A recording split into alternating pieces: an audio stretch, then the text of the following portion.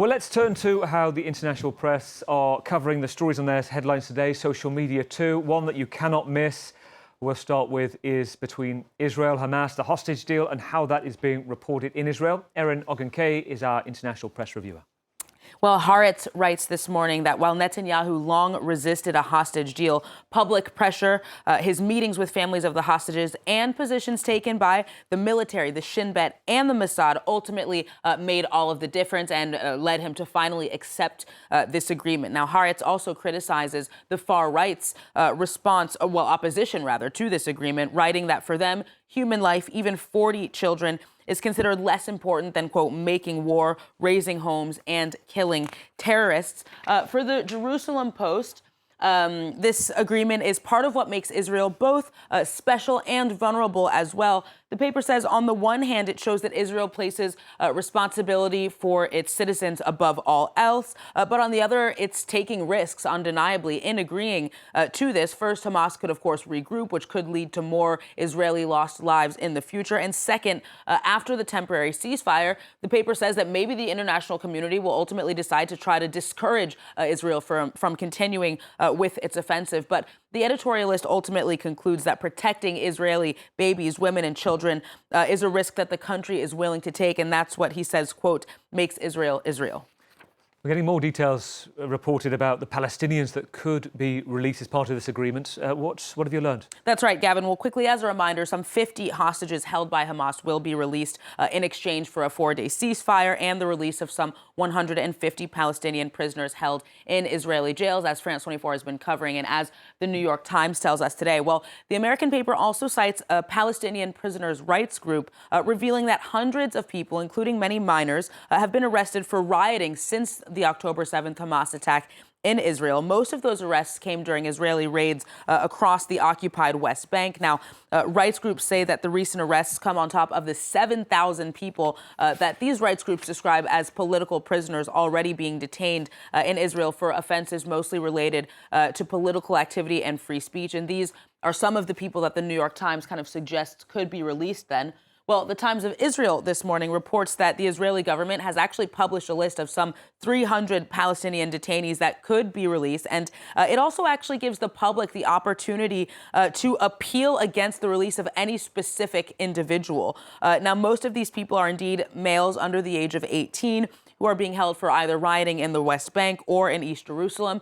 13 of these possible Palestinian prisoners that could be released are adult women, and most of them have been accused of attempted terror stabbings. You've picked up something really interesting, actually, on the AI debate. We're talking about open AI and this divide, it seems, between the boomers, those that think they can profit a lot, and the so-called doomers, those that worry about the future. And one of those worries is about AI and how it could be used in weaponry. Yeah, that's right. Concerns about people at the top of these artificial intelligence companies and whether they'll prioritize profits or safety and ethics was partly behind that rift that we saw at OpenAI. Now, in a timely illustration, then, the New York Times this morning explores the rise of AI-controlled killer drones and how there's a growing divide amongst world powers on whether or not to limit their use with some legal constraints. Now, these weapons, which are being developed mostly by the U.S. and China and just a small handful of other countries, can essentially hunt down targets on their own and kill people without any humans signing off on it. So the United Nations has been providing a platform for countries to kind of express their concerns, but the paper says it's unlikely to lead to any binding legal constraints because countries like the U.S., Russia, Australia, and Israel argue that these constraints are unnecessary. China, for its part, supports such limited constraints that they would basically be rendered useless. So immobility on the international stage then shows just how important the composition of the management of these artificial intelligence companies is, precisely because they are the ones who ultimately wield much of the power. Finally, we have to mention one of the most famous figures of all time, the biopic of Napoleon, out today. Very different reviews depending on which side of the channel or Le Manche you're on. That's right, Gavin. And somehow, unsurprisingly, French critics are not a fan of this Ridley Scott movie on Napoleon. It's on the front page of Libération up there in the center today. And the paper also has a big spread on it, as you can see there to the left.